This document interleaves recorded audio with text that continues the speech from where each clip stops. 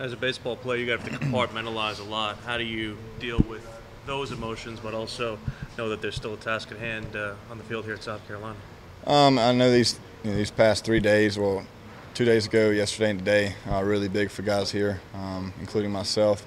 So we're going to enjoy it, enjoy the wait, and just really excited to see what happens with everybody. But also, we got a job to do in Arkansas. So today's the last day of the draft, so we'll see what happens with that.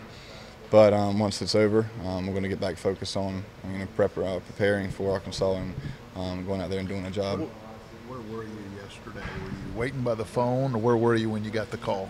I had my phone on me, but I was with my girlfriend helping her clean her new house, just trying to get my mind off of it. I didn't want to sit on the couch just waiting, because last year I did that for 3 days straight, and it didn't turn out so well. So I just want to get my mind off of it. So I was just cleaning her house when I saw my name pop up. So you knew before, did they call you first, or did you know first? They did not call me first. I received a text, and then she actually was the one that saw the tweet that popped up on my phone, and she sprinted out the door, and I think she was more excited than I was. So yeah, it was pretty cool. Sense of relief? It was. I got tired of waiting, but I had my faith in God, and He was going to take care of me no matter what, and I trusted His plan. And that's what He did. He told me. I just, casted all my worries and anxieties on Him and fears on Him, and He took care of it. So you talked about last year and having to sit there and not hear the name or get that phone call. What was that? Does that make this year more gratifying? It does. That tore me apart last year. That was probably the hardest thing I've ever gone through, just because I want to play professional baseball so bad. This is my ultimate dream and goal, and something I've worked for, all my life, and I'm continuing to work for it. But I'm trying to enjoy myself while I'm here at Carolina, and but yeah, it was gratifying. Just glad it's over now, and now I want to be there for the guys that are still waiting for that phone call.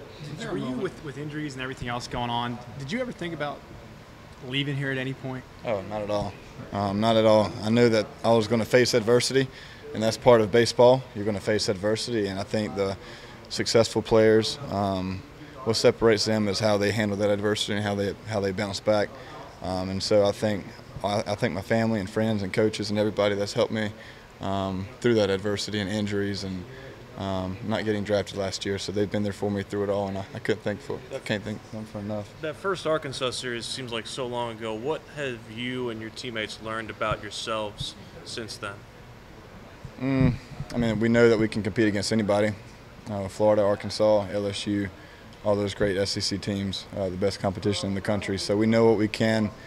We know what we're going up against. We know what we have to do, but also we know what we have done, and so we're just really excited to see what happens when we get there. Since they're 20-17, following a loss to Presbyterian, was there anything said, or was there a moment maybe shortly thereafter that where you felt like things were turning around for this baseball team? Yes, sir. I think the sweep against LSU for sure showed what we could do, and actually what we have been preparing for, because I know that loss against PC and previous schools in the midweeks, the games that we shouldn't have lost, but we did. I think that really turned it around, and it really showed us, guys, we got to really do something and start it now before it's too late. And we're going to have a short season like we did last year. You know what it's like to not be in this tournament. Does that make you appreciate it just a little bit more, getting to ride through this right now for your final ride? Yes, sir, for sure. It does make you appreciate it, because last year some guys didn't get to experience it, and this year the new guys coming in, and then also just guys that didn't get to go through it last year. It just makes you really appreciate it, especially just the way we work, the guys that work this year, the new coaches coming in, being able to be in this position with them. So it's very gratifying to be where we are, but we're not satisfied. So along the same lines, do you cherish it more also because of the fact that not only you've been through adversity, but just this whole class, this team that was here for the firing of a coach and didn't make the tournament a few years? Is it kind of like a little bit of a redemption type of feel for you guys? It is. It's just really special, especially with the senior class that we have, to be able to make a last go-round, but also just guys coming in, like I said, the new coaches that are here, to be able to be in the position that we're in, to make the postseason, the super regionals, and to have the opportunity to make it to Omaha. It's just really special to be in this position with those guys, and I wouldn't want to be where we are today with anybody else. Your first meeting with Coach Kingston, do you remember what it was, what was said? Did he sense kind of your frustration of going through everything, and what things did he lay out for you? I don't really know. You talking about the meeting with him and the media, or me and him? You and him. I think he did a little bit. He just wanted to help me any way that he could, and know that he was there for me, and he was going to do everything that he could, which he has done all year. And I couldn't be more thankful for him and the other coaches and what they've done. So we're extremely grateful for having Coach Kingston and the other guys. He has done everything that he has to help us put us in this position. Do you see yourself getting back to shortstop the next level? Yes, sir, I do. Is it only fitting that it's an SEC team standing in your way to go to Omaha? We kind of expected it just because we know how good the SEC is. You know, it's the best competition in the country, and so I think it's pretty cool to see 6 or 7 SEC teams still in the Super Regionals, knowing 3 are guaranteed to make it. So it's going to be fun playing an SEC team. It'd be kind of cool if everybody, or all the SEC teams, could make the Omaha, but you know, position that we're in, we have to face Arkansas. And so we'll just see how that goes this weekend. Obviously, it's not an easy matchup, but do you find some comfort, maybe some familiarity that you guys have been there already and you guys have played this team 4 times? Yeah, a little bit, but we can't get comfortable just because we beat them. Well, they took the series, but just because we played them, we can't get comfortable. We know what we have to do going into a tough environment against a really, really good team, offensively and defensively.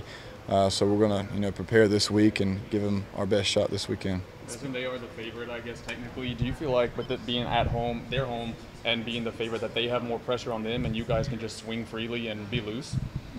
I like to think that we don't put any pressure on ourselves like we did this weekend in a tough environment against ECU and Greenville.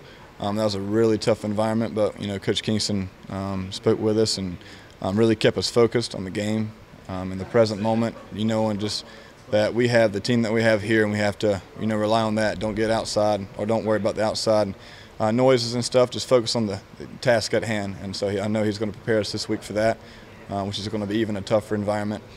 So I know we're prepared for it. We'll continue to prepare for it this week, and we'll see what goes on.